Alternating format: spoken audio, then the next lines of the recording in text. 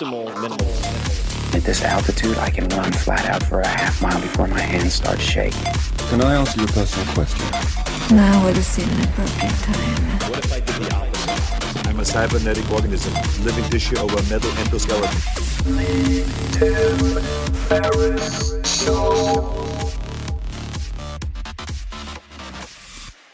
This episode is brought to you by Peloton, which I've been using probably for about a year now. Peloton is a cutting-edge indoor cycling bike that brings live studio classes right into your home. You can also do on-demand, which is what I do. We'll come back to that. So you don't have to worry about fitting classes into a busy schedule or making it to a studio or gym with a hectic or unpredictable commute. I, for instance, have a Peloton bike right in my master bedroom at home, and it's one of the first things I do many mornings. I wake up, I meditate for a bit, then I knock out a short 20-minute ride in my undies. Hard to do that at the gym. Take a shower, and I'm in higher gear for the rest of the day. It's really convenient and has become something that I look forward to. So you have a lot of options. For one, if you like, you can ride live with thousands of other riders across the country on an interactive leaderboard to keep you motivated. There are also up to 14 new classes added every day with more than 8,000 classes on demand. And you can pick based on length, 45 minutes, 20 minutes, whatever, music, hip hop, rock and roll, or say low impact versus high intensity or interval. You can pick the class structure and style that works for you. And in my case, I quite like Matt Wilpers, and I tend to do on demand and listen to a lot of and watch many of the same classes over and over, but I'm kind of promiscuous and also enjoy classes from a lot of the other instructors. They have, Peloton, an amazing roster of incredible instructors in New York City with a whole range of styles and personalities, so you can find what you're in the mood for. You also get real-time metrics that you can use to track your performance over time, and that will help, I would say, catalyze you to beat your personal best. Now, that all sounds good, right? Gamification, yada, yada, yada. I didn't think that it would work for me or in any way incentivize me, but they really 100% hit the nail on the head. I was very, very impressed with how motivating it was. And it worked tremendously to keep me pushing, which quite honestly takes a fair amount. I can get quite lazy, particularly with anything that edges on endurance, which is kind of more than 5 reps of anything for me. So, check it out. Discover this cutting-edge indoor cycling bike that brings the studio experience right to your home. Peloton is offering listeners of this podcast a limited-time offer. Go to onepeloton.com. That's O-N-E, Peloton, Peloton.com, and enter the code TIM, all caps, at checkout and get $100 off of accessories with your Peloton bike purchase. So get a great workout at home anytime you want. Check it out. Go to onepeloton.com and use the code TIM to get started. This episode of The Tim Ferriss Show is brought to you by Hello Monday, a new podcast from LinkedIn's editorial team. When I'm facing, say, a challenge at work, considering new career moves, or just trying to sort through my life, of course, like a lot of people, I look to my friends, family, and mentors for support. The kind of advice that tends to stick, though, out of all the things they might say or ask, tends to be simple and powerful. For example, I remember when Kyle Maynard, who's been on the podcast, echoed to me a lesson he learned from a very well-known CEO, and that was when you ask people to rank anything from 1 to 10, including yourself, ask them to remove the number 7. And that means they have to choose between, in some cases, 6, which is a barely pass, so that's a no-go, or an 8, which is a strong endorsement. So you can use this when asking people to judge work, designs, give you feedback on writing, chapters. You can use it with waiters or waitresses in restaurants when asking how much they would recommend a given entree. And it's incredible how much clearer the signal becomes when you just make that one change and remove 7. So, along those lines, Hello Monday is a new podcast from LinkedIn's editorial team filled with this kind of advice, the kind that stays with you, the kind that you can actually use. Each week, host Jesse Hempel sits down with featured guests ranging from people like Seth Meyers, host of Late Night with Seth Meyers, and Elizabeth Gilbert, best-selling author of Eat, Pray, Love, to uncover lessons you can apply to your career and to your life. For example, Elizabeth Gilbert talks about relieving creative pressure to get more done. And the way she tells the story is much more detailed. But as she was approaching her follow-up to Eat, Pray, Love, she tried to write. She realized after the fact, when she sat down with the first draft and started to cry, she realized she tried to write for 6 million people and it just wasn't working. She felt overwhelmed. And instead, she decided to focus on writing it to her 10 closest female friends. And she realized at the time she didn't know how to please millions of strangers, but she did know how to reach those specific 10 friends, which it turns out is exactly what I did after throwing away 4 early chapter drafts for the 4-hour work week. I took a very similar approach and wrote literally an email draft to 2 of my closest friends. So this type of stuff really, really works. And you should check it out. So find Elizabeth Gilbert's episode and other episodes from Hello Monday on Apple Podcasts or wherever you listen to podcasts. Hello, boys and girls. This is Tim Ferriss, and welcome to another episode of The Tim Ferriss Show. I'm so excited because I'm about to share with you an interview that I waited 20 plus years to do. Neil Gaiman. Who's Neil Gaiman? Neil's been one of my favorite authors forever. I first became fascinated by his imagination with the Sandman comics, graphic novels in the 90s, so much so, in fact, that I imported Sandman versions from different countries to help me learn foreign languages. My love for his work grew from there, from Anansi Boys to The Graveyard Book, which happens to be my favorite audiobook of all time, read by Neil, to Neverwhere I've Never Been Disappointed. And Neil has won just about every award in every genre he's tackled, including Nebula and Hugo Awards, and his voice, as you will hear, is radio perfect, hypnotic. Since my very first podcast episode, back when this show did not even have a name, friends have asked me, who is on your list of dream guests? And Neil has always been in my top 5. Oprah's another. We'll get to that another time. Sadly, Neil very rarely does interviews, but after close to a decade, I'm not making that up, of soft touches via Twitter and elsewhere, he finally agreed to sit down with me for around 90, 120 minutes, somewhere in there, and get into all the details I could have ever dreamed of, and more. I never thought it would actually happen, and it did. I'm still on cloud 9 and find it very surreal, to be honest. And in any case, if you listen to even a few minutes of this, you'll understand why I'm such a fan. And I'm going to read a bit more of his official bio, and then we're going to get right into it. But just listen to the range in this bio when it comes to creative fiction and nonfiction. Neil Gaiman is the best-selling author and creator of books, graphic novels, short stories, film, and television for all ages, including Neverwhere, Coraline, The Graveyard Book, The Ocean at the End of the Lane, The View from the Cheap Seats, and the Sandman series of graphic novels. His fiction has received Newbery and Carnegie medals, and Hugo, Nebula, World Fantasy, Bram Stoker, and Will Eisner awards, among many other awards and honors. His novelistic retelling of Norse myths, titled Norse Mythology, has been a phenomenon and an international bestseller, and he won his 9th Audie Award for that. That is for Best Narration by the Author. 9 Audie Awards, and you'll get a taste of his voice and why people enjoy it so much. Recently, Gaiman wrote all 6 episodes of and has been the full-time showrunner for the forthcoming BBC Amazon Prime miniseries adaptation of Good Omens, based on the beloved 1990 book he co-wrote with Terry Pratchett. Fantastic book, and I've set up a redirect so you guys can find the trailer for this really easily if you just go to tim.blog/omens. That's tim.blog/omens. It'll point right to the trailer for this, which you guys should check out. Many of Gaiman's books and comics have been adapted for film and television, including Stardust, starring Robert De Niro and Michelle Pfeiffer, Coraline, an Academy Award nominee and the BAFTA winner for Best Animated Film, and How to Talk to Girls at Parties, a movie based on Gaiman's short story. The television series Lucifer is based on characters created by Gaiman and Sandman. His 2001 novel, American Gods, is a critically acclaimed Emmy-nominated TV series now entering its 2nd season. In 2017, Neil Gaiman became a Goodwill Ambassador for UNHCR, the UN Refugee Agency. Originally from England, he lives in the United States, where he is professor in the arts at Bard College. You can find him on Twitter and Instagram at Neil himself, Facebook /Neil Gaiman, and at neilgaiman.com. And without further ado, my apologies for the long intro, but it's very warranted in this case, given the excitement on my part. Here is Neil Gaiman. Neil, welcome to the show.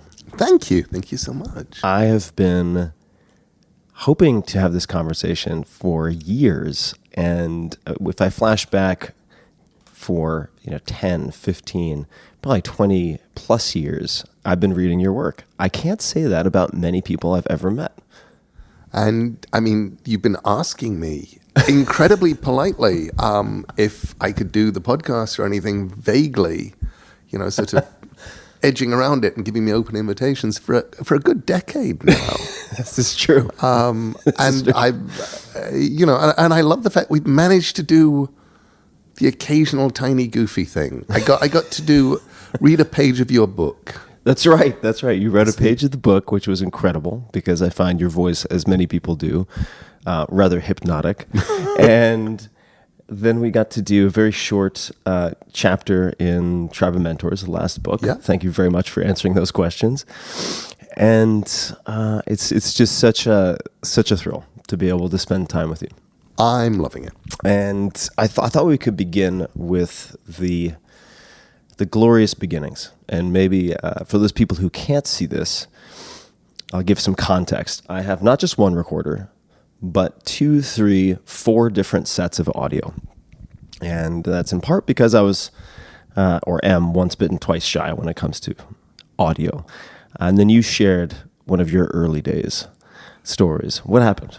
So, when I was 15, I really wanted to meet and talk to writers and artists I admired. And I couldn't figure out how you did this. I didn't know about conventions, if there were conventions back in 1975, 76. So I had a brilliant idea. I would start a magazine. The magazine, as far as I was concerned, didn't even have to exist. The fact that it went on to exist was really fun. And we called it Metro, which was a name I came up with because it sounded like a magazine. It didn't just sound like a magazine, it sounded like a magazine that you have heard of. And I love the fact that over the years, Metro magazines around the world actually do exist now. But in 1975, they didn't. But I could phone up and say, "We're from Metro magazine," and people would go, "Oh, yeah."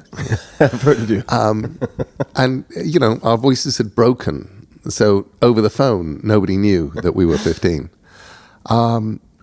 And I remember interviewing Michael Moorcock, who was an author whose work I loved, with my friend Dave Dixon, who told me recently he just found the tape and is threatening to put it up as some kind of glorious podcast, which I really hope he does.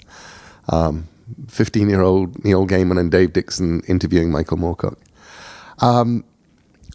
But the one that taught me my lesson was I think it was the second interview we did. Moorcock was the first. And it was Roger Dean. And Roger Dean is an artist and designer, most famous back then for the covers of Yes albums, this beautiful sort of calligraphy and these floating islands and things like that. And I got talking to some kid on the train who said, "Oh yeah, I know Roger Dean." And so we phoned up Roger Dean's publisher, which was basically Roger Dean. I think they were called Dragon's Dream, and said, like to interview Roger. Went down to Brighton. I remember the sheer amazement and joy of these paintings that were, as far as I was concerned, iconic religious emblems. They were, and I didn't like Yes very much. In fact, I didn't really like much of the music that he'd done covers to, but I had a copy of his book, Views, and just loved it. There was a painting he did of some badgers. There were just these things. It felt very Lord of the Rings. It felt very fantastical. And there were these amazing paintings covered in dust, propped up against walls. And we interviewed him, and at the end of the interview, I noticed that the tape wasn't going round, and got home, played it, and you can hear there's 30 seconds of us talking. There's 30 seconds of us talking in higher and higher pitched voices, faster and faster, like mad chipmunks, and then it stops. And that was the Roger Dean interview. And the great thing about that was when 7 years later, I really was a journalist. I really was going around interviewing people. I was interviewing people for magazines that existed and, had existed before we decided to do the interviews and things. I always carried spare batteries. I always carried spare tapes. If I could, at the point where I could afford to, I even carried a spare micro cassette recorder just in case. Just in case. 2 is 1 and 1 is none, as they say sometimes. And so the gods gifted you with a malfunction early. Exactly. One good malfunction and you learn your lesson. It is that pain thing. And we were chatting before we sat down to record, as I was gathering copious beverages, water and tea and so on for us. I'm using the royal us, I suppose, mostly for me. And I got water too. And we were talking about this location downtown where we're sitting. And I've decided in the last few years to use locations outside of my home for a lot of what I do, because I found it, that is, it being sitting at my kitchen table doing a lot to sometimes produce a malaise, this odd association or lack of dissociation between work and home. And I had read at one point that Maya Angelou, and I hope I'm getting that pronunciation right, would rent hotel rooms to work on a lot of her writing. And then you brought up another name.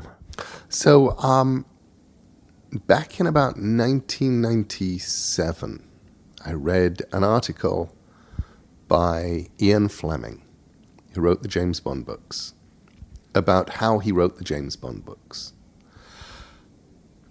And you read this article and you realize something, which is Ian Fleming did not enjoy the process of writing. I was always fascinated by the fact that several of Roald Dahl's most famous short stories were plotted by Ian Fleming. Ian Fleming would... Really? He gave Dahl... I had no idea. The 2 best short story twists, which are Lamb to the Slaughter, where the woman kills her husband with a leg of lamb and then cooks it and feeds it to the detective who is going, I cannot figure out what he was hit with, is an Ian Fleming plot. And so is the one about the evil antique dealer who finds this amazing antique on some farm and decides to cheat the farmers and explains that, well, the thing isn't worth any money, but the legs are worth some money. So I'll give you 20 quid for the legs, and is about to take away this £1 million antique thing. And the farmers helpfully rip off the legs for him and throw the rest of it away. They make this easier for you. And those plots were both Ian Fleming's. And you start realizing, you really don't like writing when you read his thing on how he wrote the James Bond books. You write a James Bond book in 2 weeks. You check into a hotel. You have to check into a hotel somewhere that you don't want to be, otherwise you might go out and walk around and become a tourist. You have to check into a not terribly nice hotel room, otherwise you might luxuriate and enjoy it. And instead, what you want to be is focused on getting out. And then you, having nothing else to do in this town, in this place, you settle down and you write like a fiend. And you get your James Bond book written in 2 weeks and you leave this horrible hotel room. And that was how he did it. And I have tried it a couple of times. I did it with the American draft of Neverwhere. That was the first one I ever tried. And I did the entire sort of American draft, which was a big second draft. The book had already been published in the UK, but my American editor wanted stuff done because she pointed out that the book as it existed was written for people who knew that Oxford Street was a big street with lots of shops on it, or whatever. It was written for Brits and Londoners, and she wanted something expanded. So I expanded it. And I was in a room with as far as I remember, no windows in I think it was a Marriott in the World Trade Center, and which is no longer there. But writing in that hotel room, you just wanted to be out. It seems to me, and you can't believe everything you read on the internet, so I want you to certainly fact check me as needed, but that you also have or have had some internal rules. So you can use your external environment to assist, but I read that, and again, feel free to correct, but making rules, the importance of making rules like you can sit here and write, or you can sit here and do nothing, but you can't sit here and do anything else. That was always, and still is, when I go off to write. That's my biggest rule. Could you speak to that? Yeah, because I would go down to my lovely little gazebo at the bottom of the garden, sit down, and I'm absolutely allowed not to do anything. I'm allowed to sit at my desk. I'm allowed to stare out at the world. I'm allowed to do anything I like, as long as it isn't anything. Not allowed to do a crossword, not allowed to read a book, not allowed to phone a friend, not allowed to, make a clay model of something. All I'm allowed to do is absolutely nothing or write. And what I love about that is I'm giving myself permission to write or not write. But writing is actually more interesting than doing nothing after a while. You sort of sit there and you've been staring out the window now for 5 minutes and it kind of loses its charm. You're going, well, actually, might as well write something. And it's hard. As a writer, I'm more easily, I'm distractible. I have a 3-year-old son. He is the epitome of cuteness and charm. It's more fun playing with him than it is writing, which means if I'm going to be writing, I need to do it somewhere where I don't have a 3-year-old son singing to me, asking me to read to him, demanding my attention. And I think it's a really just a solid rule for writers. It's like, you don't have to write. You have permission to not write. But you don't have permission to do anything else.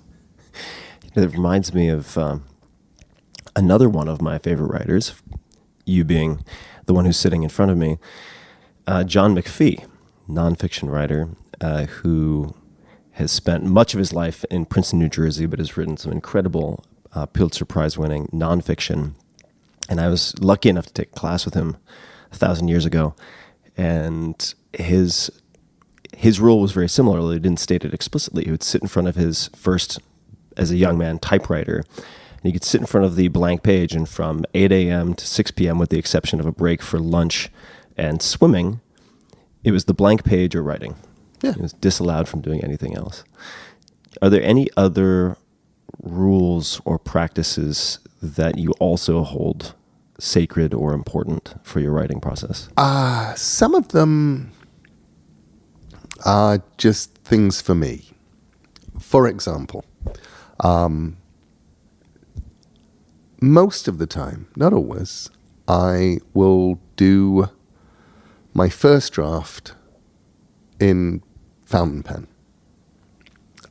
because I actually enjoy the process of writing with the fountain pen. I like filling a fountain pen. I like uncapping it. I like the weight of it in my hand. I like that thing. So I'll have a notebook. I'll have a fountain pen, and I'll write. If I'm doing anything long, if I'm working on a novel, for example, I will always have 2 fountain pens on the go, at least, with 2 different colored inks, at least. Because that way I can see at a glance how much work I did that day. I can just look down and go, look at that, 5 pages in brown. I wrote that. Half a page in black. That was not a good day. 9 pages in blue. Cool, what a great day. And you can just sort of get a sense of, okay, are you working? Are you making forward progress? What's actually happening? And I also love that because it emphasizes for me that nobody is ever meant to read your first draft. Your first draft can go way off the rails. Your first draft can absolutely go up in flames. You can change the age, gender, number of a character. You can bring somebody dead back to life. Nobody ever needs to know. Anything that happens in your first draft is you telling the story to yourself. And then I'll sit down and type. And I'll put it onto a computer. And as far as I'm concerned, the second draft is where I try and make it look like I knew what I was doing all along. Do you edit then as you're looking or translating from the first draft on the page to the computer, or do you get it all down as is in the computer and then edit on the computer? No, I definitely, that's my editing process. I figure that's my second draft, is typing it into the computer. And also, I love,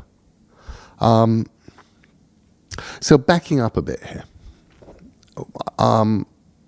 When I was, what was I, 27, 28, in the days when we were still in typewriters, and there were just a handful of people with word processors, which were clunky things with discs which didn't hold very much and stuff, I edited an anthology. And enjoyed editing my anthology. And most of the stories that came in were about 3,000 words long. Move forward in time, not much. 5, 6, 7 years. Mid-90s. Everybody is now on computer. And I edited another short story anthology. And the stories that were coming in tended to be somewhere between 6,000 and 9,000 words long. And they didn't really have much more story than the 3,000 word ones. And I realized that what was happening is it's a sort of a computery thing. Is if you're typing, putting stuff down is work. If you've got a computer, adding stuff is not work. Choosing is work. So it sort of expands a bit like a gas. If you have 2 things you could say, you say both of them. If the stuff you want to add, you add it. And I thought, okay, I have to not do that, because otherwise my stuff is going to balloon and it will become gaseous and thin. So what I love, if I've written something on a computer and I decide to lose a chunk, it feels like I've lost work. If I delete a page and a half, I feel like there's a page and a half that just went away. And that's a page and a half's worth of work I've just lost. If I've been writing in a notebook and I'm typing it up and I can look at something and go, I don't need this page and a half, and I leave it out, I've just saved myself work, and it feels kind of like I'm treating myself. So I'm just trying to always have in my head the idea that maybe I'm somehow on some cosmic level paying somebody by the word in order to be allowed to write. That if they're there, they should matter, they should mean something. It's always important to me. And you mentioned distraction earlier, and your dangerously adorable son, which I certainly agree with. I had read somewhere, actually, before I get to that, this might seem like a very, very mundane question, but what type of notebooks do you prefer? Are they large, like legal pads? Are they leather bound? What type of notebooks do you like to work with? When they came out, I really liked, I've used a whole bunch of different ones. I bought big drawing ones, which actually turned out to be a bit too big. Although I kind of liked how much I could see on the page. Those were the ones I wrote Stardust and American Gods in, sort of, big size. But they weren't terribly portable. I went over to the Moleskines, and I loved them when they first came out, and then they dropped their paper quality. And dropping paper quality doesn't matter unless you're writing in fountain pen, because all of a sudden it's bleeding through, and all of a sudden you're writing on one page, leaving a page blank because it's bled through, and writing on the next page. And Joe Hill, about 6 or 7 years ago, Joe Hill, the wonderful horror fantasy writer, suggested the Leuchtturm to me. And so my usual notebook right now is a Leuchtturm, because I really like the way you can paginate stuff in them, and the thickness of the paper. And they're just like sort of Moleskines, but the Porsche of Moleskines. They're just better. And I also have been I wrote the Graveyard book, and I'm writing the current novel in these beautiful books that I bought in a stationery shop in Venice, built into a bridge. Somewhere in Venice, there's a little stationery shop on a bridge, and they have these beautiful leather-bound blank books that just look like hardback books, but they're blank pages. And I wrote the Graveyard book in one of those. I bought 4 of them, and now I'm using the next one on the next novel, and it may well go into another one. I'm not sure. And then at home, I say at home, my house in Wisconsin, which is where my stuff is. I've got we live in Woodstock, but I have an entire life's worth of stuff still sitting in my house in Wisconsin, and it's become archives. It's actually kind of fabulous having a house that is an archive. But waiting for me in that house is a book that I bought for myself about 25 years ago. And before I die, I plan to write a novel in it. And it's an accounts book from the mid-19th century. It's 500 pages long. Every page is numbered. It's lined with accounts lines, but very faint, so it'll be nice to write a book in it. And it is engineered so that every single page lies flat. And it's huge, and it's heavy, and it just looks like a book that, Dickens or somebody would have written a novel in. And I've just been waiting until I have an idea that is huge and weird and Dickensian enough.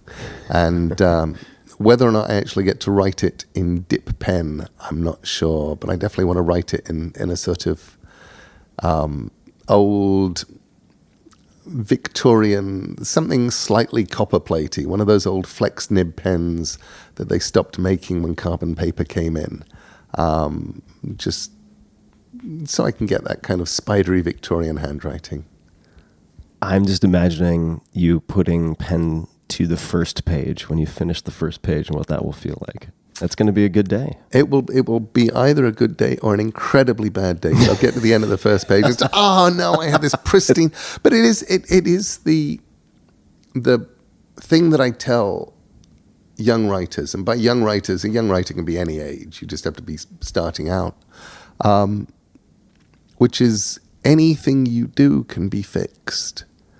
What you cannot fix is the perfection of a blank page. What you cannot fix is that pristine, unsullied whiteness of a screen or a page with nothing on it, because there's nothing there to fix.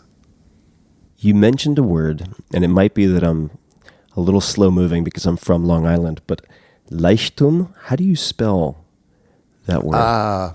Leich. I think it's TTURM. I got it. Yeah. And then 1917, I think, is their Twitter handle is definitely Leichturm 1917. Leichtum, and I'll put that in the show notes for folks so you'll be able to find it. Since you gave me, and I'm not intending to turn this episode into a shopping list, but I've never used fountain pens. Really? I have not.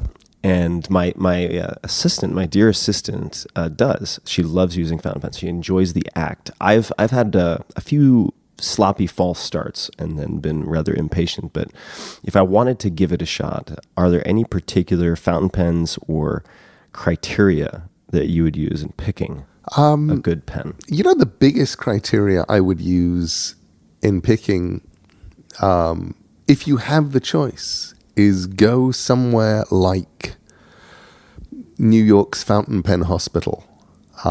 Is that a real place? It's a real place. They have it's called the Fountain Pen Hospital. They sell lots of new pens. They recondition old pens. They look after pens for you. And try them out, because the lovely thing about fountain pens is they are personal. You go, no, and then you find the one. I tend to suggest to people who are just nervously, I've never used a fountain pen, what should I do? And I will point them at Lamy, Lamy, who have some fabulous starter pens. And they're not very expensive, and they're good. They do a pen called the Safari, but they have a bunch of good starter pens, and they're just nice to get into the idea of, do I like doing this? Let's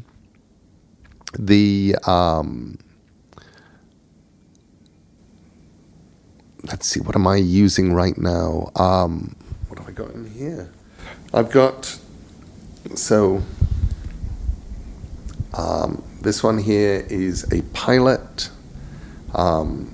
It's a Namiki, and it's a flexi nib, ever so slightly. When you put down weight on it, the nib will spread.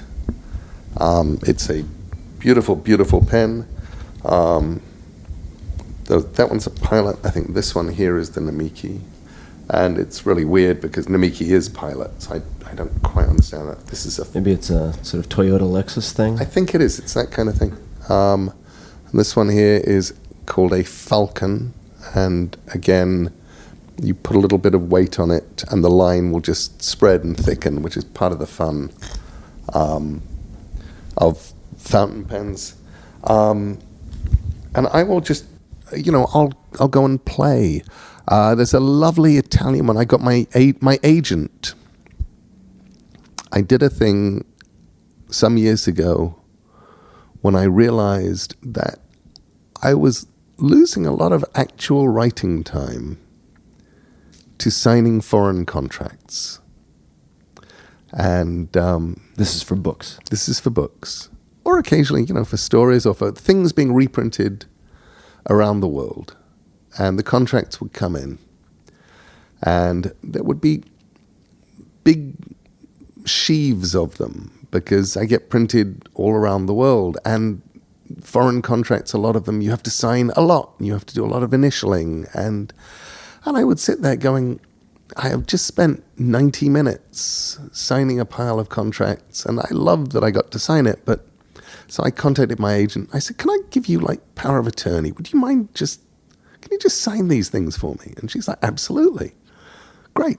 So I got her. She'd never used a fountain pen, and I got her a fountain pen. I actually went to the New York Fountain Pen Hospital with her and did the thing of showing her pens and going, what do you like? And then, and I got her a Visconti, which is just these lovely Italian pens. And mostly I love the sort of the slightly fetishistic bit of having bottles of beautifully colored ink. When you start talking to fountain pen people, they really, they pretend to be interested in what pen you like, but they don't care because they found their own pens that they love.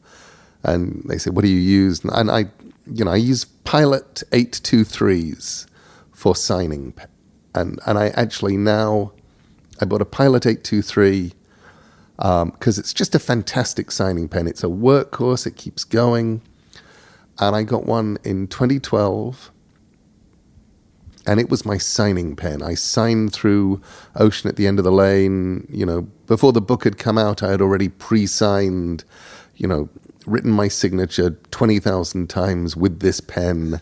And I have seen footage of you icing your hand after such signings. That was the signing tour that I really got into, icing my hand and wrist and arm. I did the numbers, and as far as I can tell, I have signed about 1.5 million signatures with that pen, which remained, and I had to send it off to Pilot at one point, not because the nib was in trouble, but because the plunger mechanism was starting to stick, and they fixed it for me and sent it back. And then my 3-year-old son found a place behind a cast iron fireplace in our house in Woodstock, where if you just insert your father's Pilot 823 pen, which you have found on the table, just to see if it would go in there, you can actually guarantee that nobody, without disassembling the house, I mean, we actually have to take the entire house apart to uninstall a cast iron fireplace from 1913 to get at the pen. So that pen now has been given as a sacrifice to the house gods, and I need to get a new one.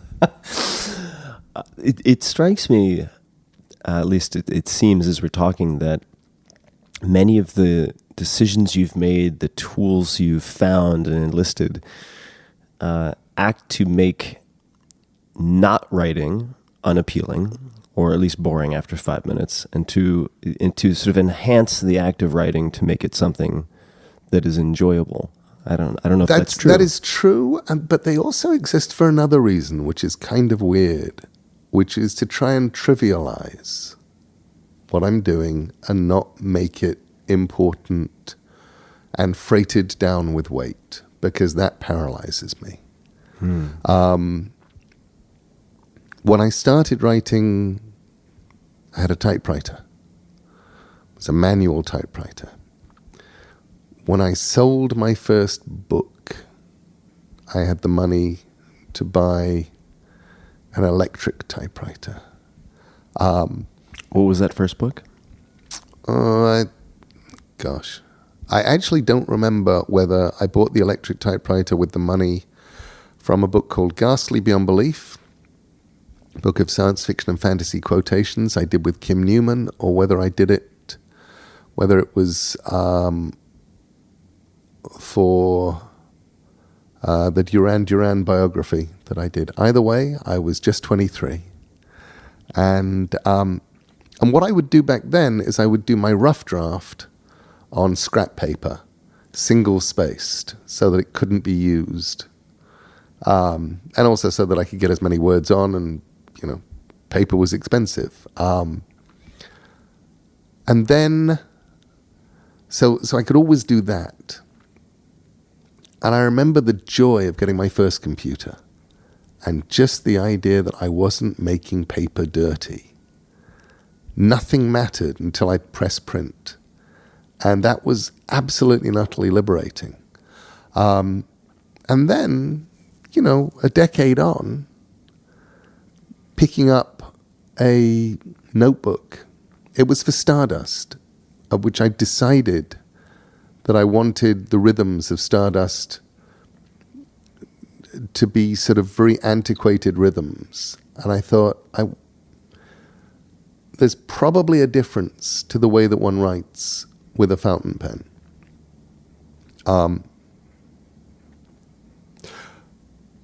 17th century writing, 17th, 18th century writing, you notice tends to go in very, very long sentences and long paragraphs.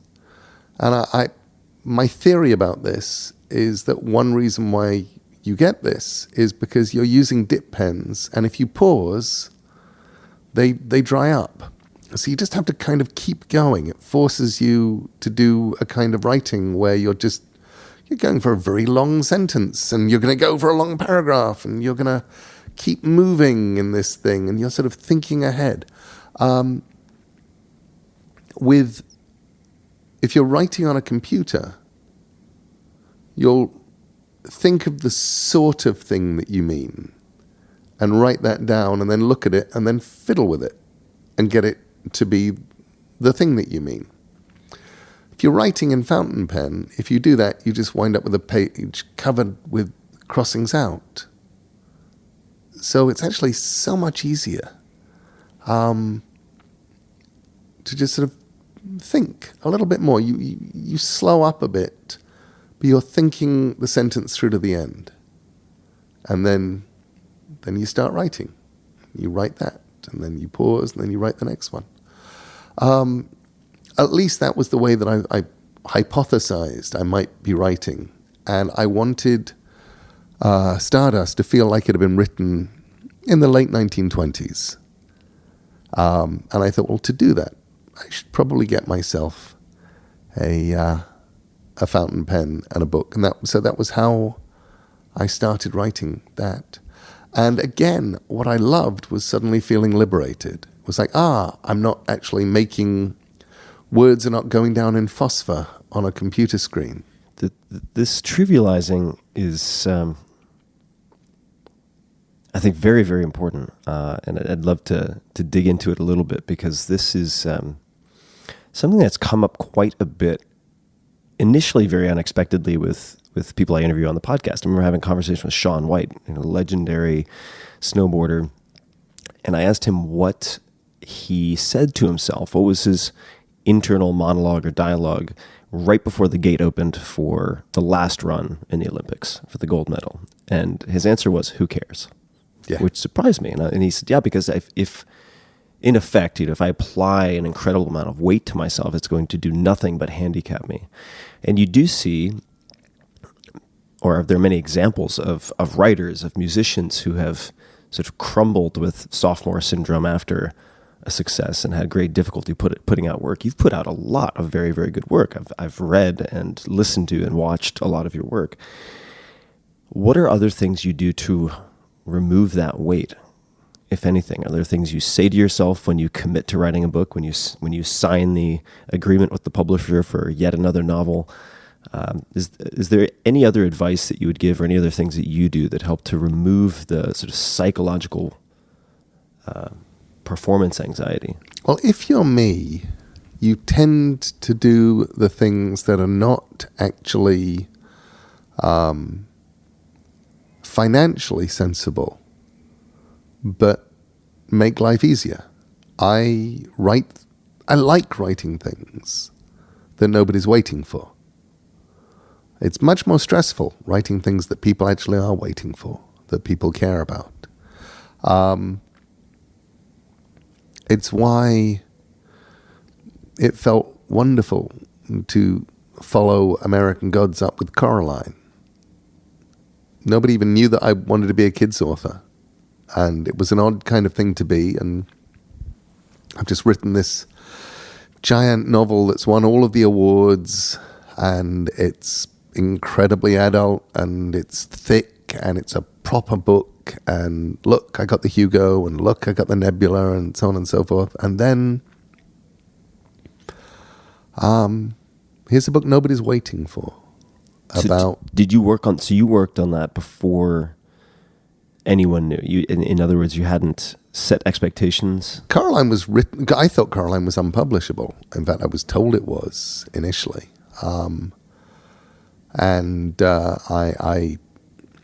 started it for my kids, my daughter in particular, Holly. I showed it to an English editor who told me it was completely unpublishable. We moved to America. The idea was that I was writing it in my own time, but I didn't have any own time. Somewhere in there, I sent it to my friend Jane Yolen. I mentioned to Jane, who was an amazing children's author, but also at the time was editing a line of books, and she showed it to, she wanted to buy it, and the people upstairs at the publishing house said absolutely not. And you know, this was just the first third of Coraline. It hadn't even got bad yet. And and I put it away, and then a few years on, I looked around and realized that I now had another daughter. I now had Maddie, and she was a baby, and she was getting bigger. And if I didn't finish that book, you know, here's this book I started for Holly, and now Holly's too old almost, and I needed to finish it. So I sent it to my new editor, but I sent it to my adult editor. I didn't have a children's editor. Jennifer Hershey at trying to remember, were we at HarperCollins at the time, or was it still Avon? I think it was still Avon. It hadn't yet been. Avon got bought by HarperCollins, which is how I became a HarperCollins author. And she read it, and she called me up, and she said, "This is great. What happens next?" And I said, "Send me a contract, and we will both find out."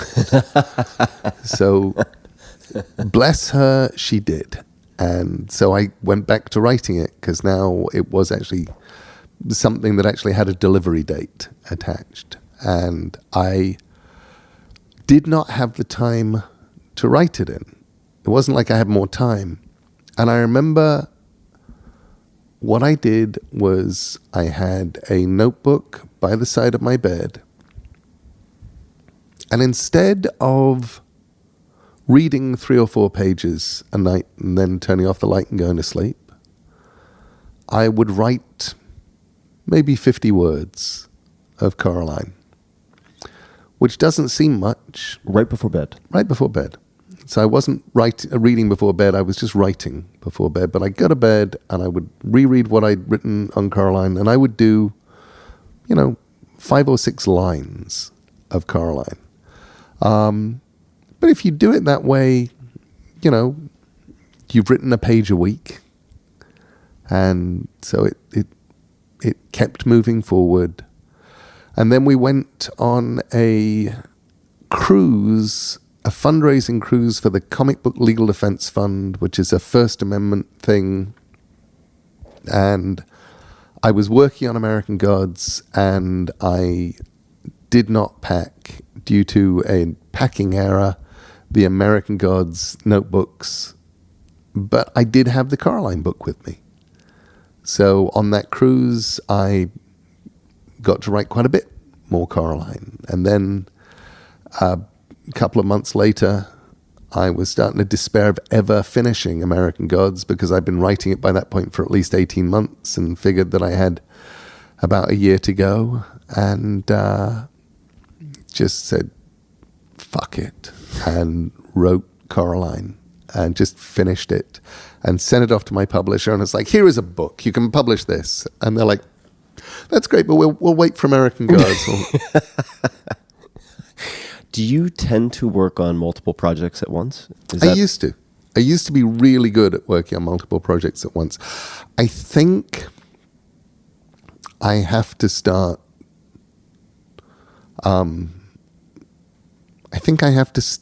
accepting that I'm not as good anymore at that. What does that mean? It means that in the old days, when I was young, I would have at least 3 things on the go, which was great, because if I got stuck on any one of them, I would do the other.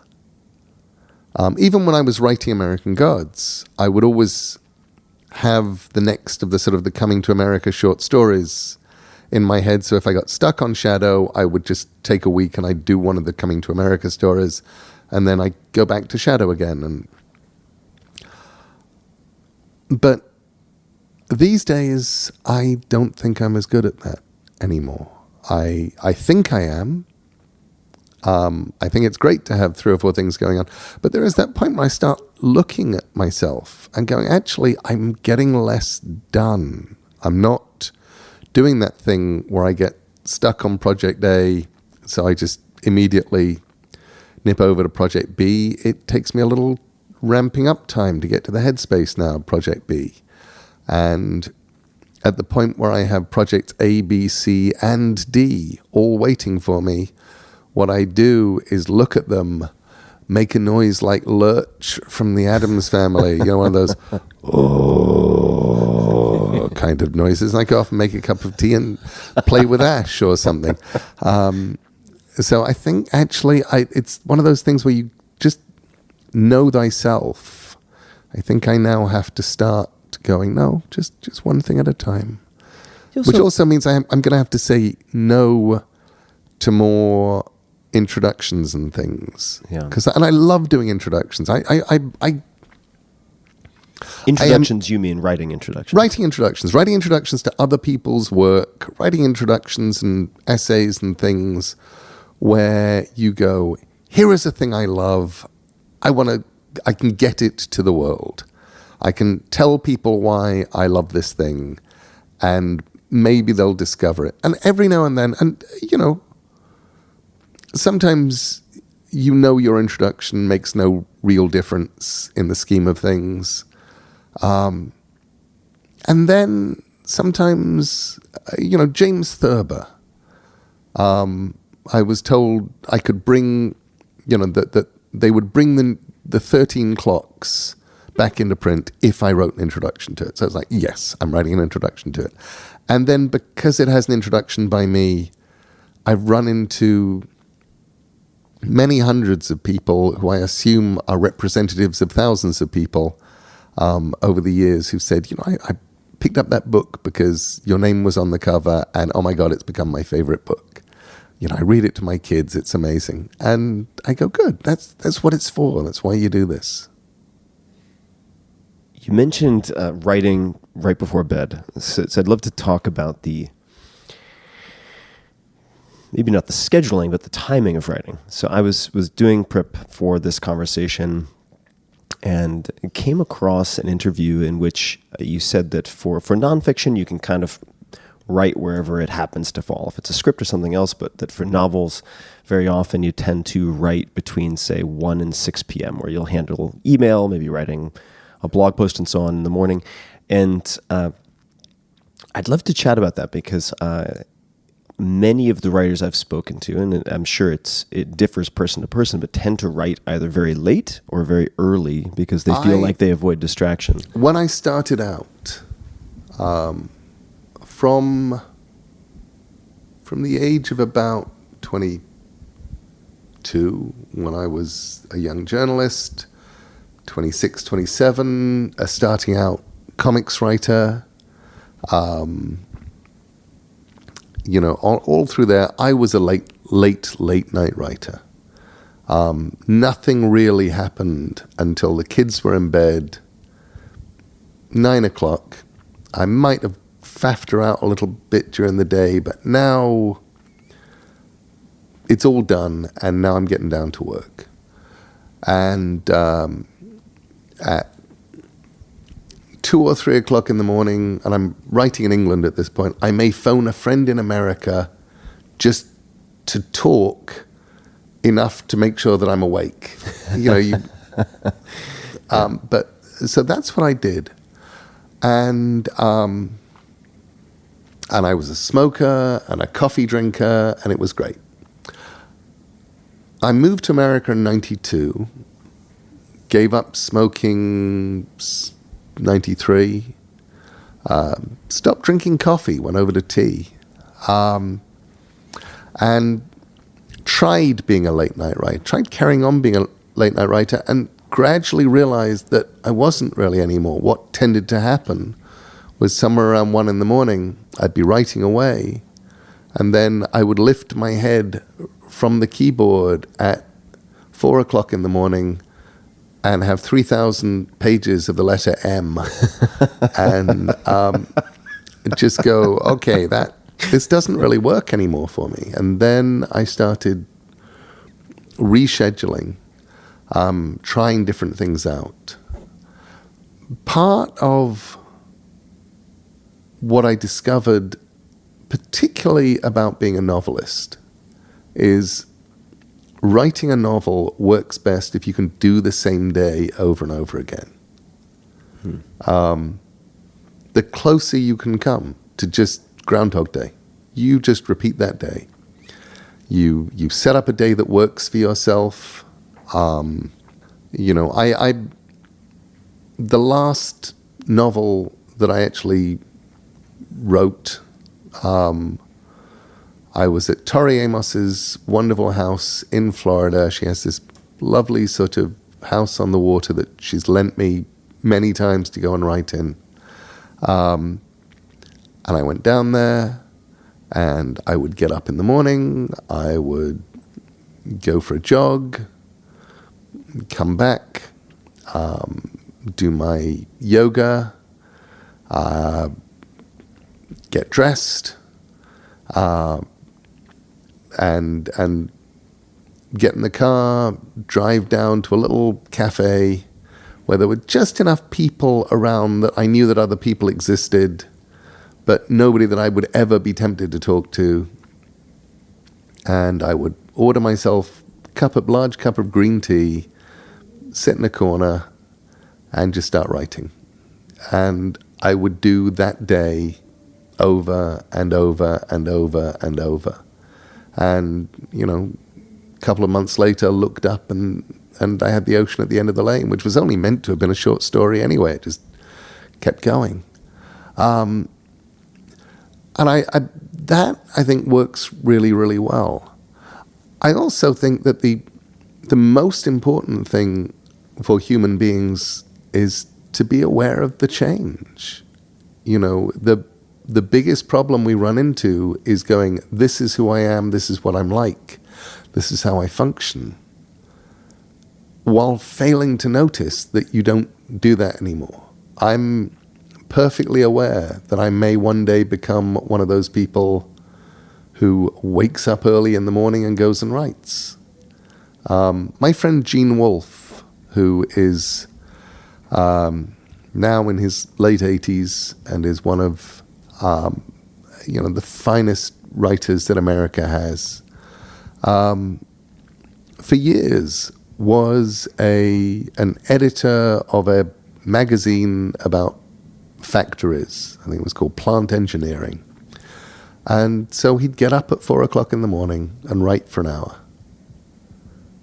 before anything else, before the day started, before he had to leave for work, and before anybody else was up.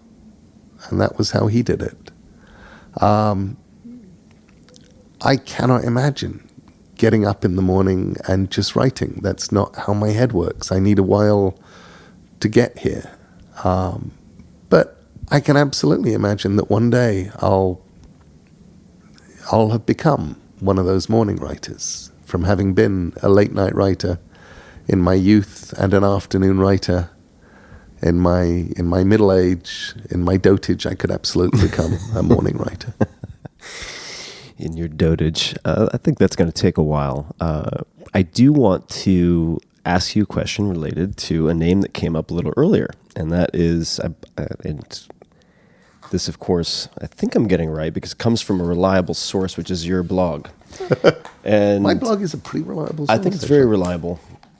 And for those who know your work outside of the blog, I'd really encourage to read some of your work on the blog. There's some really touching personal work, one in particular about your gorgeous white dog, whose name I'm currently just such a beautiful piece that in fact I owe you thanks for, because it led in part, there were many factors, but to me getting my first dog as an adult, Molly, which I put off for decades. So thank you for that. But this question, beautiful piece, is related to Holly. So, and I'm going to use this as a very sneaky way to ask you a question that you probably dislike being asked. And it involves 57-year-olds. So my understanding is you were convinced to speak to your daughter's class about where ideas come from. And what I noted here, I'm not going to ask it that way, but the line that stuck out was, you get ideas when you ask yourself simple questions. Right? What if ... What if you woke up with wings? If only real life was like it is in Hollywood musicals. I wonder, ... If this goes on, this is one I really liked. If this goes on, telephones are going to start talking to each other and cut out the middleman. Wouldn't it be interesting if ... And the question I'm going to ask as a follow-up doesn't have to map perfectly to this, but I would love to hear the genesis story of the Graveyard Book. And the reason I ask about that book specifically is that it is my absolute favorite fiction audiobook of all time. And it is. I remember the exact moment when I finished the Graveyard Book in audio, and there are multiple versions. People have asked me. I have not listened to the ensemble version, and so I'm sure it's spectacular, but not to sound creepy. I do find your voice very soothing. And I finished it as my plane was, not my plane, let me rephrase, as a plane was landing, and I had a few minutes before we landed, and I thought about restarting the book.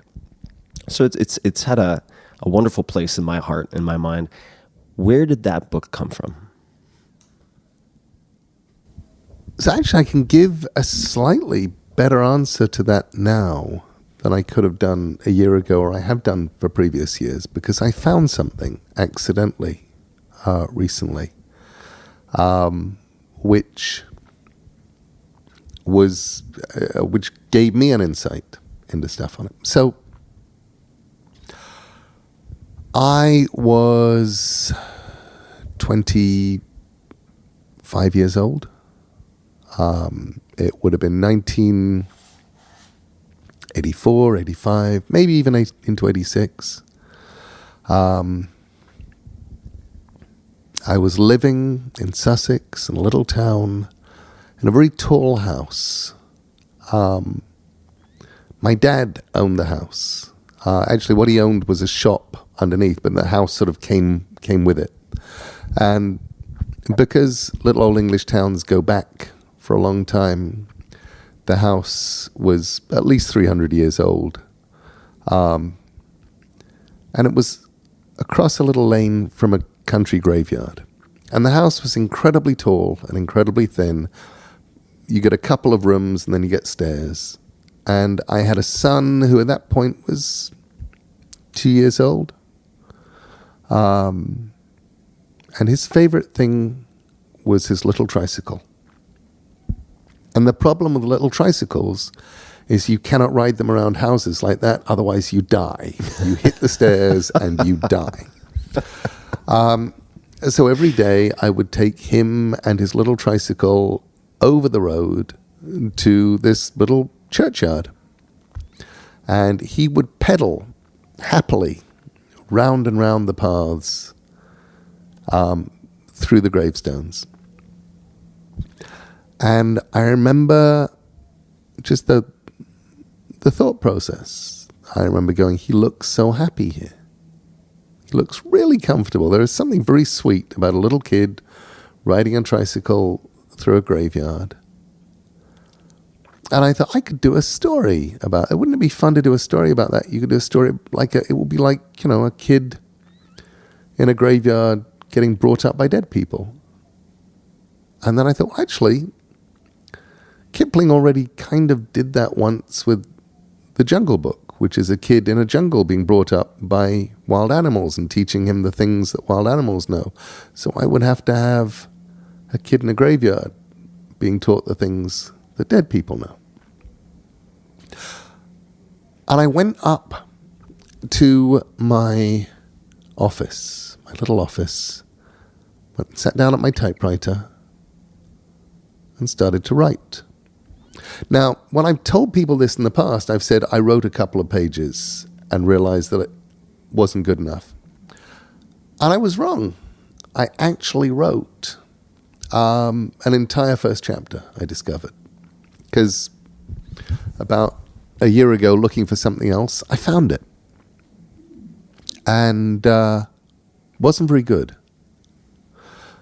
What was fascinating and delightful about it was the portrait of the kid, which was very obviously actually looking back on it, quite good pen portrait of my son Mike, who is now a that you did. that I'm describing the baby, and I only knew one, so it's Mike, and that was really interesting. But story doesn't work, and I think I forget. I think I've got a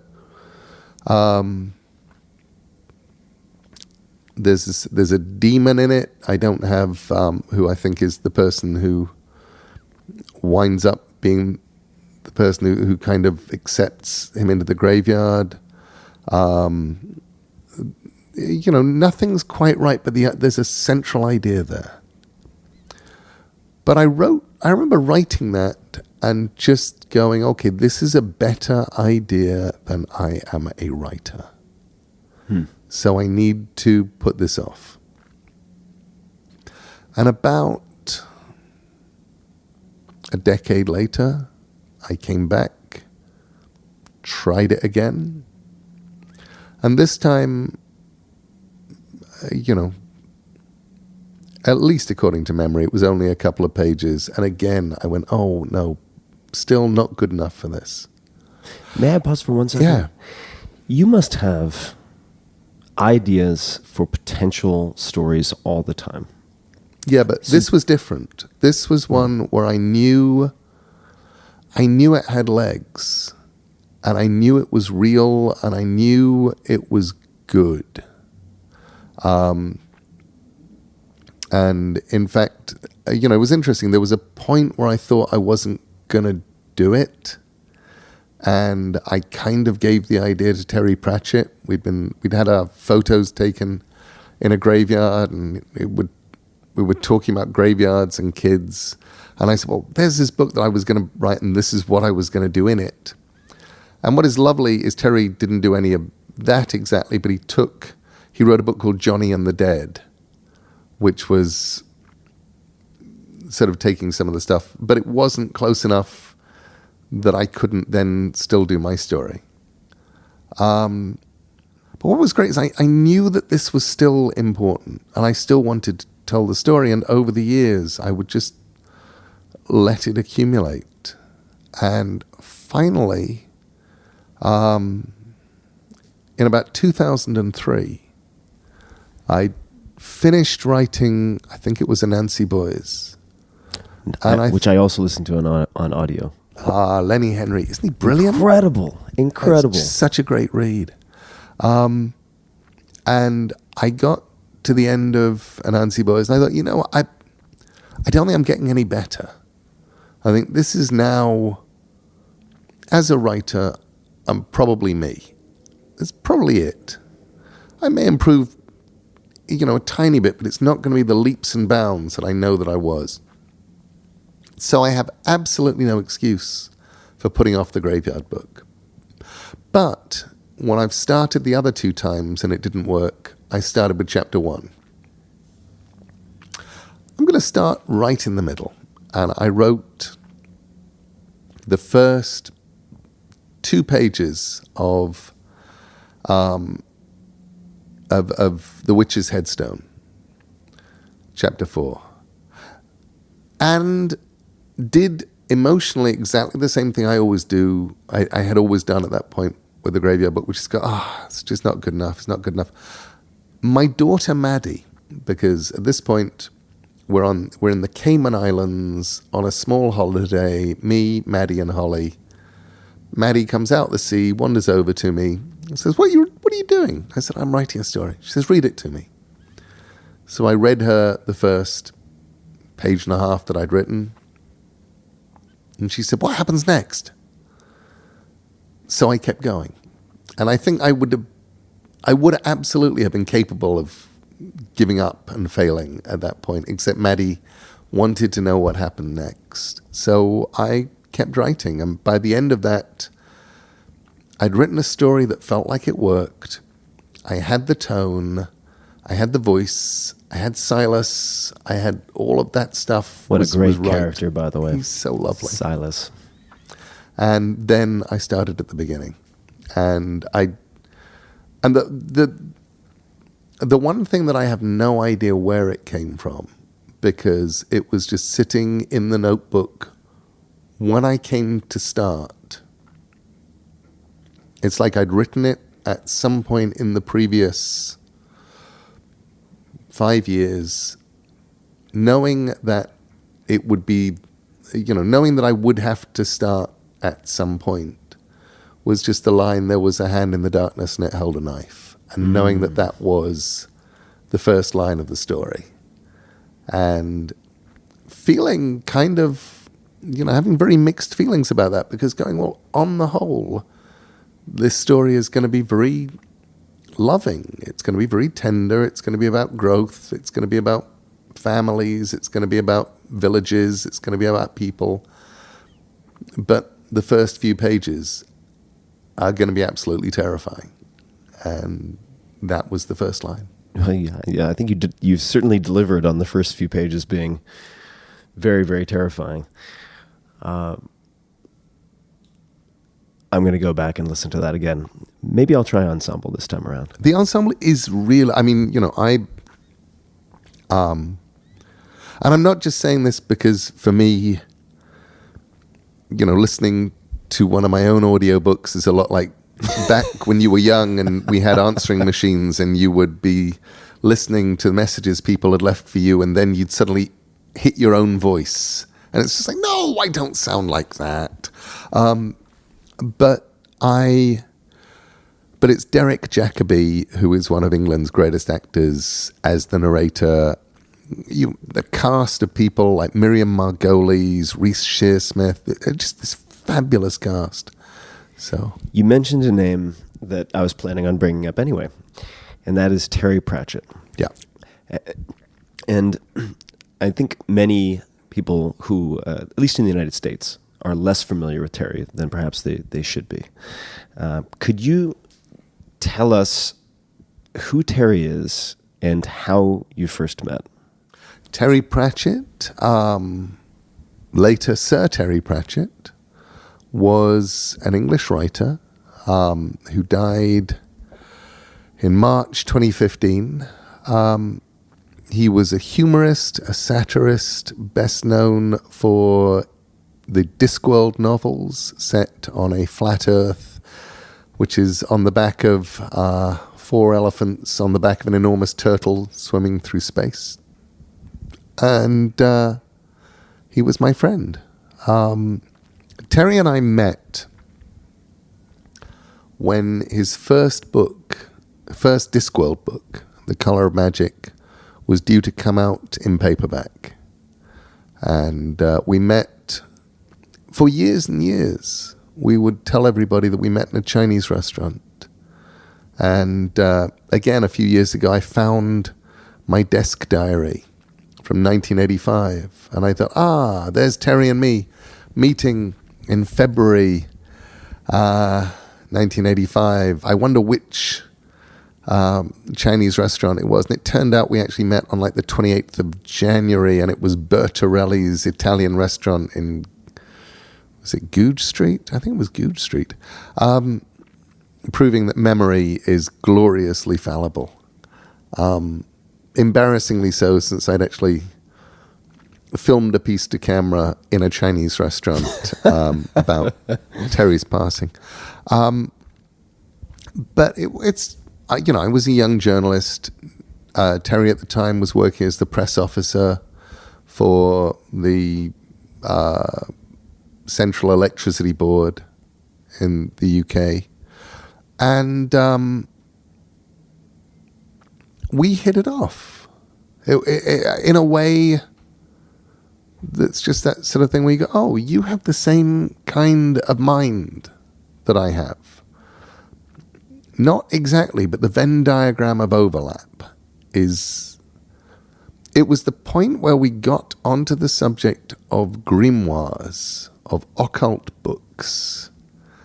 And Terry mentioned that he had come up with one called the Necrotelecomnicon, the book of the telephone numbers of the dead. And I said, that's really weird. I've just come up with one called the Liber Fulvarum Paganarum, the book of yellow-colored pages. And it's going, oh, we have the same kind of head that goes to the same kind of places. And we became friendlier. After a while, Terry would start sending me his books to read as he was writing them. A floppy disk would arrive, and it would have 30,000 words on it of a novel. Or my phone would ring, and Terry would say, "Hello, it's me. So, which is funnier?" And he'd just be writing, and he'd want somebody to talk to. So I had written a book called Don't Panic, The Hitchhiker's Guide to the Galaxy Companion, which was great. I got to work with Douglas Adams. I got to rummage through Douglas's filing cabinets and obscurity stuff. I'd written a whole book of who Douglas was and what Hitchhikers was. And I realized by the end of it that I could write in that style. Classic English humor with funny footnotes and things like that. It was something I could do. And I had an idea for a book inspired really by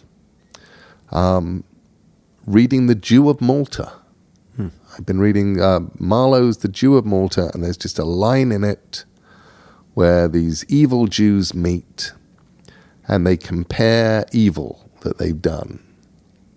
And I thought, you could do that scene with demons, and it would be really nice if you got demon number 1 who's done lots of evil, demon number 2 has done lots of evil, and demon number 3 who just hasn't really, And that was the start.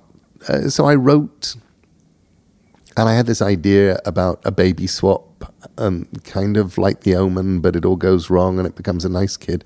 So I wrote 5,000 words of this thing, and I sent it to a few friends to look at, and then Sandman and Books of Magic took over my life and my time, and didn't really think about it. I knew that it was a thing, and I knew I'd get to it one day. And then I got a phone call from Terry. How much later was this? Maybe 8 months, 9 months. And he says, "Yeah, that thing you sent me, are you doing anything with it?" And I said, "Well, no, I'm doing Sandman. I'm doing Books of Magic." He said, "Well, I know what happens next. So either sell me the idea and what you've written so far, or we can write it together." Now, as far as I was concerned, that was a lot like Michelangelo ringing you up and saying, "Hey, do you want to paint a ceiling together this weekend?" You going, I loved Terry's craft. Terry became, somewhere in there, before the arrival of J.K. Rowling, the best-selling novelist in the UK. I mean, tens of millions of copies. Millions upon millions of copies. This was before that. This was, he just retired from the electricity board to become a full-time writer. I knew how good he was. And I'm like, this is a fabulous apprenticeship. So even though I didn't have the time, I said yes. And my life, I look back on it, I'm just really glad that I was 27, 28 when I was doing this, because I couldn't do it now. I mean, just physically and mentally couldn't do it now. But I would write Sandman until midnight. I would write the Books of Magic from midnight until about 2:30.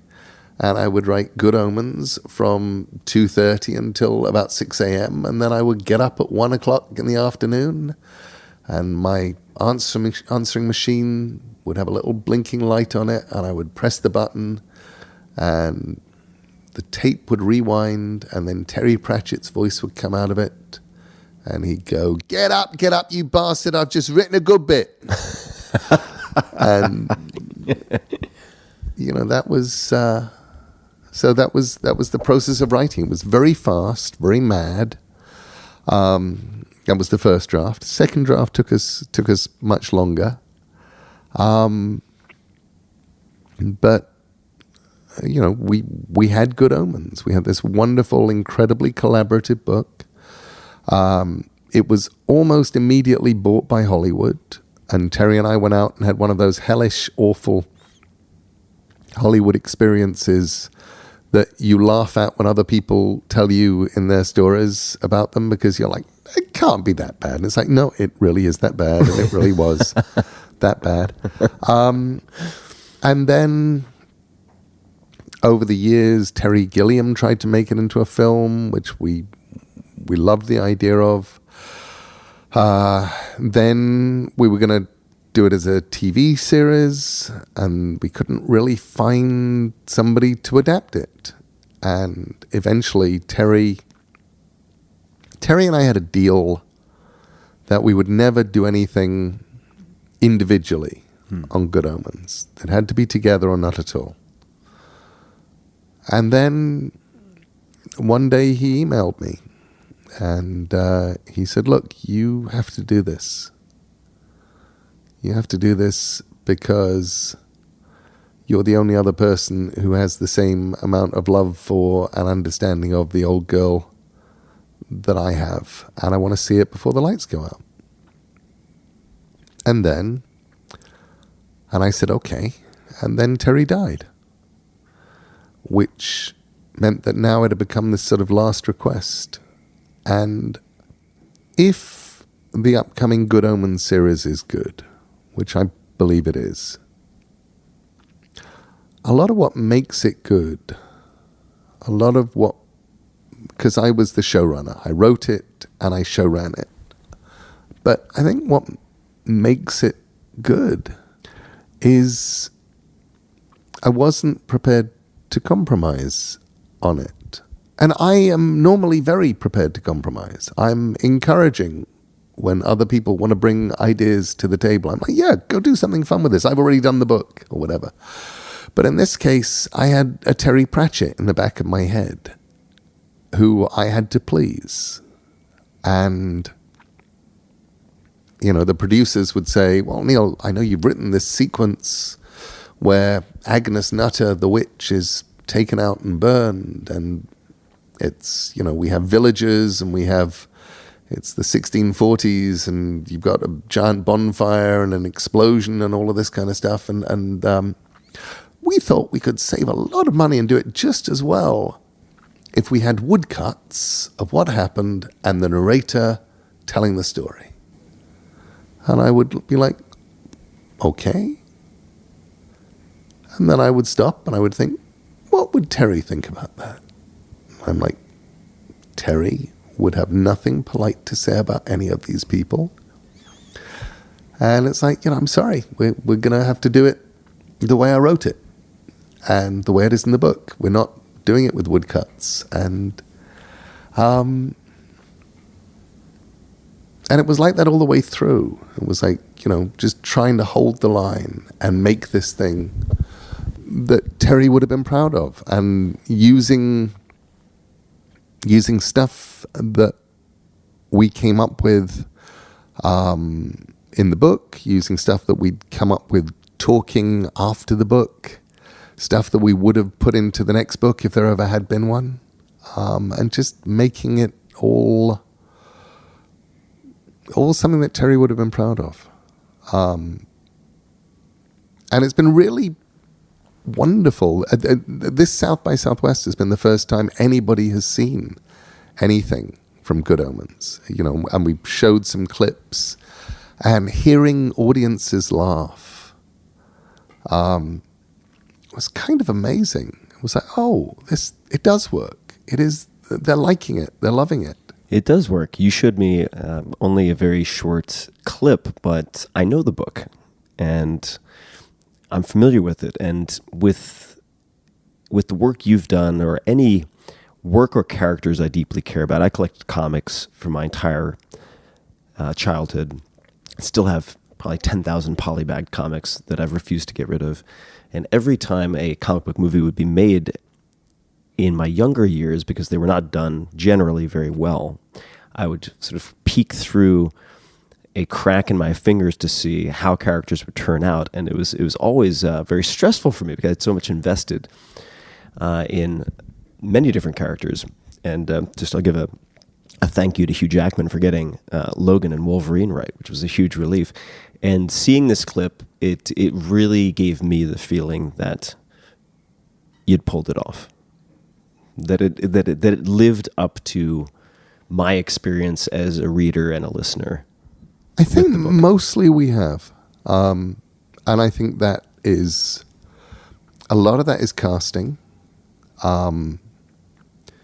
Michael Sheen and David Tennant were perfect, and they'd never really been in anything before, because they go up for the same parts, because they are very similar actors, and people were like, "Why would you cast them? Why don't you go?" It's like casting the same person, and you go, "Well, yeah, it kind of is actually," and it's one of the reasons why it works so well.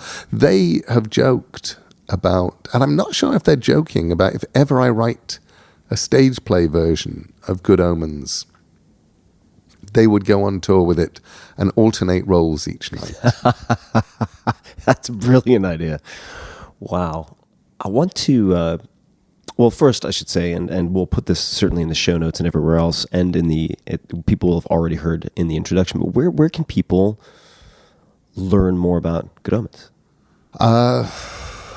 That's a really good question. Well, one thing that I would recommend you do is read the book.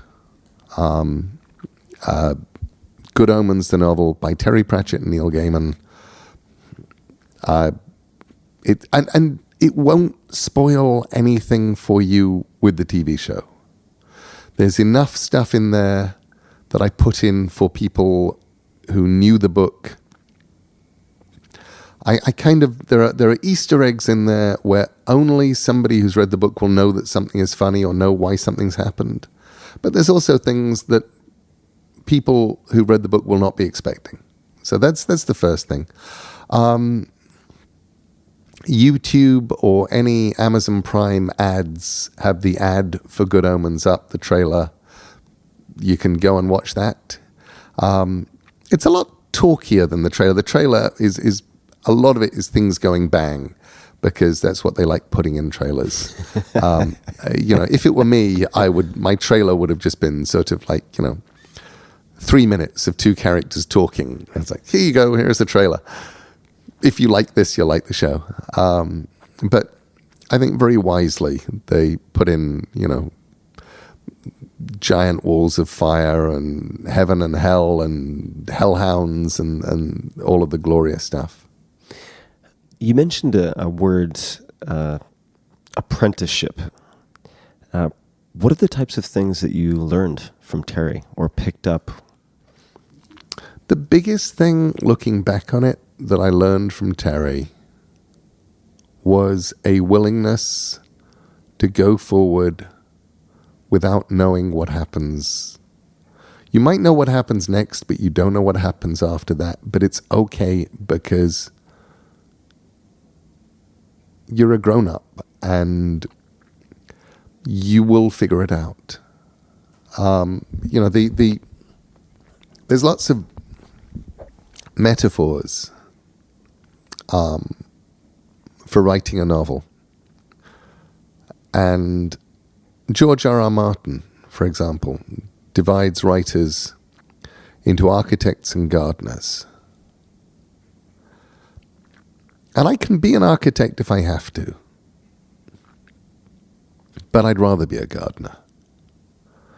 I would rather plant the seeds, water them, and figure out what I'm growing as they grow, and then prune it and trim it and, pleach it, whatever I need to do to make something beautiful that appears intentional. But at the end of the day, you have to allow for accidents and randomness and just what happens when things grow. So the joy of Good Omens really, the best thing about Good Omens was having Terry Pratchett as an audience. Because if I could make Terry laugh, I knew, that it's like hitting that bell in hitting the thing in the circus with the hammer. If you bing the bell at the top. And that's what I did when I could make Terry laugh. He is no longer with us, and I'd be curious to know how he faced mortality. Because I, for instance, have Alzheimer's on both sides of my family, so I've had the opportunity to observe people with Alzheimer's, which can be very, very difficult. How did he approach his own mortality? Terry made an astonishingly powerful. He faced it head on, and he made 2 or 3 incredibly powerful documentaries. One about Alzheimer's. The one that ripped me up emotionally was the one about assisted suicide. It was the one about the right to die, which Terry became a very firm believer in and made his film as a piece of polemic about should you be allowed to turn off? Should you be allowed to go, okay, this is the situation I'm in, and I'm in this body, and I'm done. And, he followed a man to Switzerland where he went through the end-of-life process. And they turned off the cameras while he did. And it was incredibly moving. Terry, the last time I saw him, confided in me very proudly that he did have the death cocktail, and that it was hidden away, but that it was there for him when he was ready. And I knew at that moment he was never going to take it, because Terry had a kind of rear brain Alzheimer's. Memory was basically okay, but shapes weren't. The physical world had fallen slightly apart on him. He couldn't see things. He couldn't perceive objects. He could still think straight, but all of your spatial recognition, all of your object recognition stuff was failing. And I thought, even if you've got this stuff, you can't find it. You can't get something from a hidden place. Nobody else is going to get something from a hidden place for you. And also, I thought, and you're now actually beyond the point where you ever wanted to be. You didn't want to be here. You wanted to have stopped 4 or 5 months ago. But now you're here. And if you're here to the end. And indeed, a few months later, he fell into unconsciousness, and a few months after that, he stopped completely. But it was inspiring. It was inspiring watching Terry talk about Alzheimer's, bringing Alzheimer's, which everybody has to deal with one way or the other, into the public consciousness as something that was okay to talk about, not as something slightly shameful that happens to Grandpa.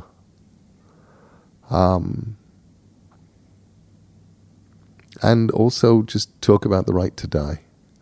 And talking about it as a human right. And it,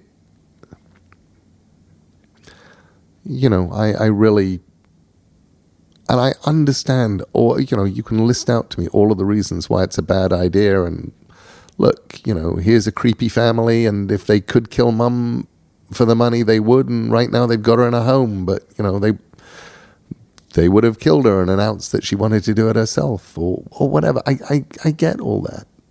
But also, I get that the right not to be alive, the right to end it all, the right to go, okay, I've come as far as I can in this, and it's okay to stop before I become something that is a shallow shadow of who I once was, that has to be a right too. How does it feel as such a close friend of his to be able to share this work that you created together and to Weird. Yeah. Really, really weird. The mostly it's wonderful, and then sometimes it isn't. And Saturday night, Amazon had taken over a 19,000 square foot lot, turned it into the Garden of Earthly Delights. It has a bookshop in a corner and hairdressers and a giant tree in the middle that serves alcohol.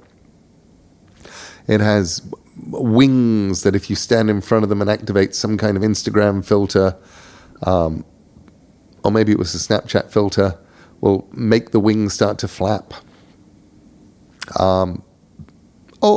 Just filled with wonderfulness. And I'm there, and we have singing nuns, and then a Queen cover band come on, and I'm looking around, and there's John Hamm and David Tennant and Michael Sheen and all my guys from my lovely American Gods cast come over, and they're hanging out. I'm getting to it's like introducing your two families, and I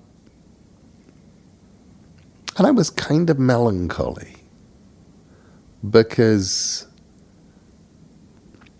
and I knew that I should just be enjoying it. I knew I should just be going, this is magical. This is the kind of fun, wonderful thing that you don't get very often in your life, and I should just be exulting in it.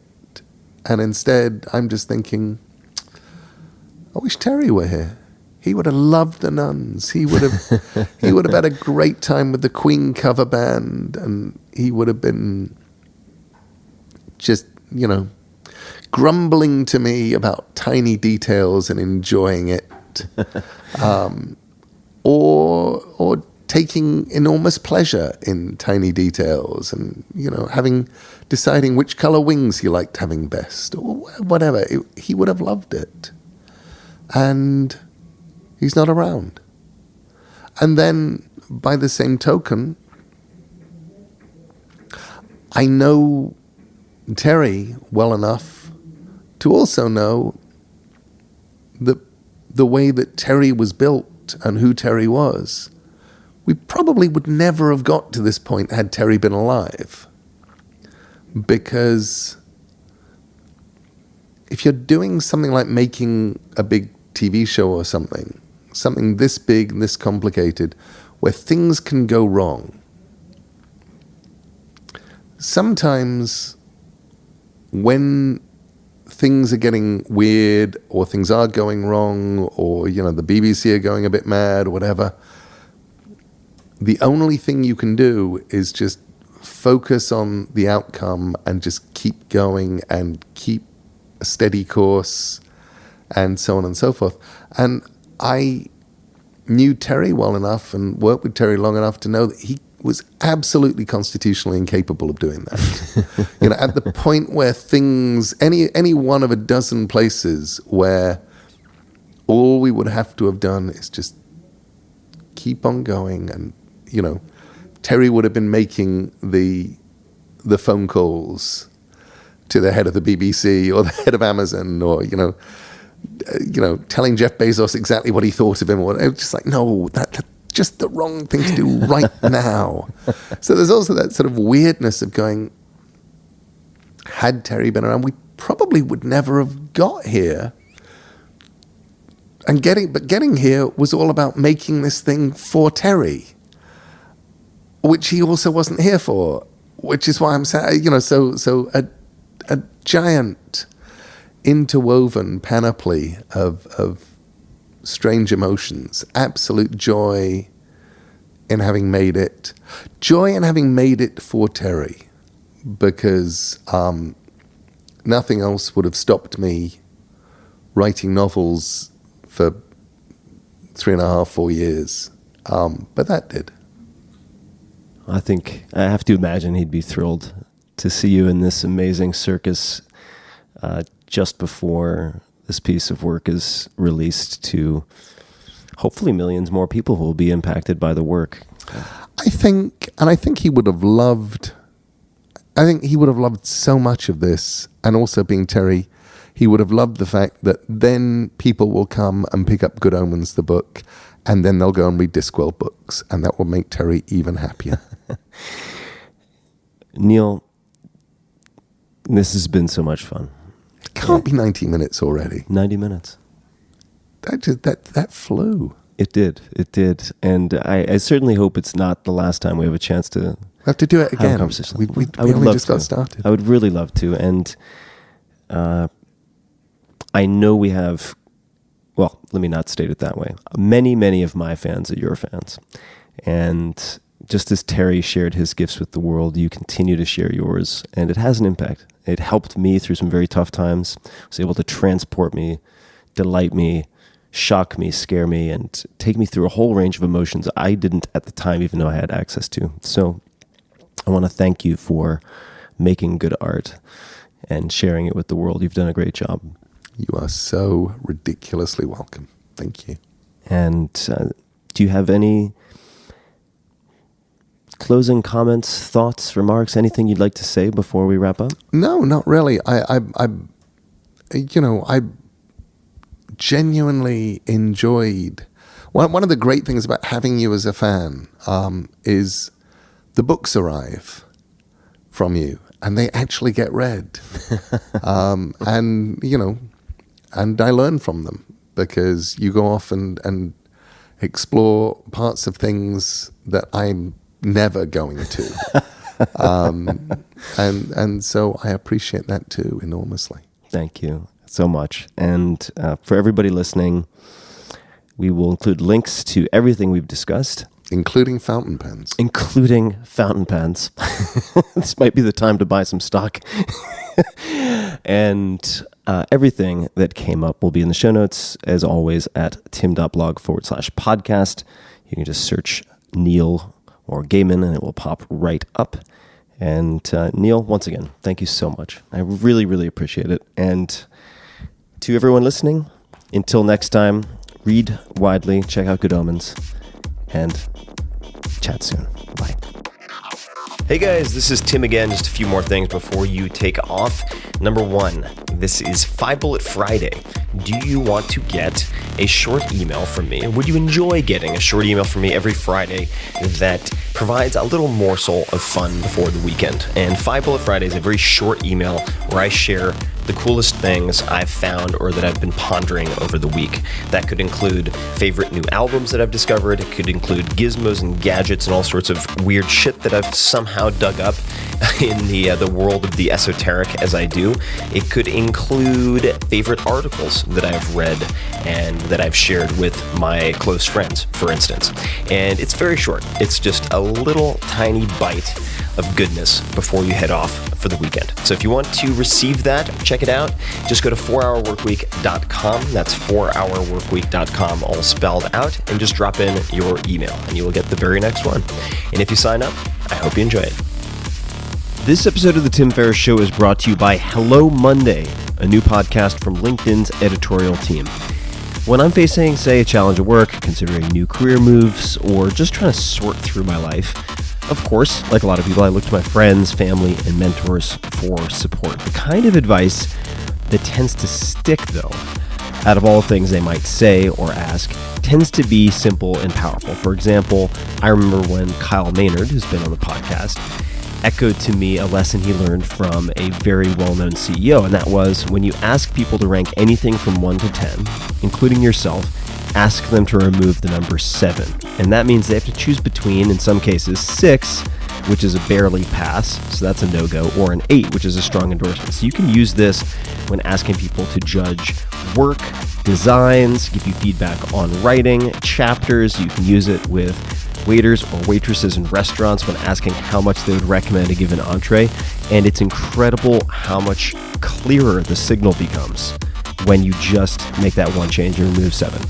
So Along those lines, Hello Monday is a new podcast from LinkedIn's editorial team filled with this kind of advice, the kind that stays with you, the kind that you can actually use.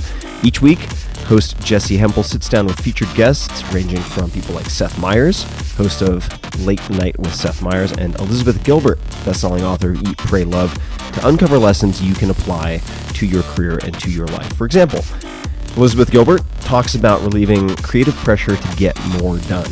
And the way she tells the story is much more detailed. But as she was approaching her follow-up to Eat, Pray, Love, she tried to write. She realized after the fact, when she sat down with the first draft and started to cry, she realized she tried to write for 6 million people and it just wasn't working. She felt overwhelmed. And instead, she decided to focus on writing it to her 10 closest female friends. And she realized at the time she didn't know how to please millions of strangers, but she did know how to reach those specific 10 friends, which it turns out is exactly what I did after throwing away 4 early chapter drafts for the 4-hour work week. I took a very similar approach and wrote literally an email draft to 2 of my closest friends. So this type of stuff really, really works. And you should check it out. So find Elizabeth Gilbert's episode and other episodes from Hello Monday on Apple Podcasts or wherever you listen to podcasts. This episode is brought to you by Peloton, which I've been using probably for about a year now. Peloton is a cutting-edge indoor cycling bike that brings live studio classes right into your home. You can also do on-demand, which is what I do. We'll come back to that. So you don't have to worry about fitting classes into a busy schedule or making it to a studio or gym with a hectic or unpredictable commute. I, for instance, have a Peloton bike right in my master bedroom at home, and it's one of the first things I do many mornings. I wake up, I meditate for a bit, then I knock out a short 20-minute ride in my undies. Hard to do that at the gym. Take a shower, and I'm in higher gear for the rest of the day. It's really convenient and has become something that I look forward to. So you have a lot of options. For one, if you like, you can ride live with thousands of other riders across the country on an interactive leaderboard to keep you motivated. There are also up to 14 new classes added every day with more than 8,000 classes on demand. And you can pick based on length, 45 minutes, 20 minutes, whatever, music, hip hop, rock and roll, or say low impact versus high intensity or interval. You can pick the class structure and style that works for you. And in my case, I quite like Matt Wilpers, and I tend to do on demand and listen to a lot of and watch many of the same classes over and over, but I'm kind of promiscuous and also enjoy classes from a lot of the other instructors. They have, Peloton, an amazing roster of incredible instructors in New York City with a whole range of styles and personalities, so you can find what you're in the mood for. You also get real-time metrics that you can use to track your performance over time, and that will help, I would say, catalyze you to beat your personal best. Now that all sounds good, right? Gamification, yada, yada, yada. I didn't think that it would work for me or in any way incentivize me, but they really 100% hit the nail on the head. I was very, very impressed with how motivating it was, and it worked tremendously to keep me pushing, which quite honestly takes a fair amount. I can get quite lazy, particularly with anything that edges on endurance, which is kind of more than 5 reps of anything for me. So check it out. Discover this cutting-edge indoor cycling bike that brings the studio experience right to your home. Peloton is offering listeners of this podcast a limited-time offer.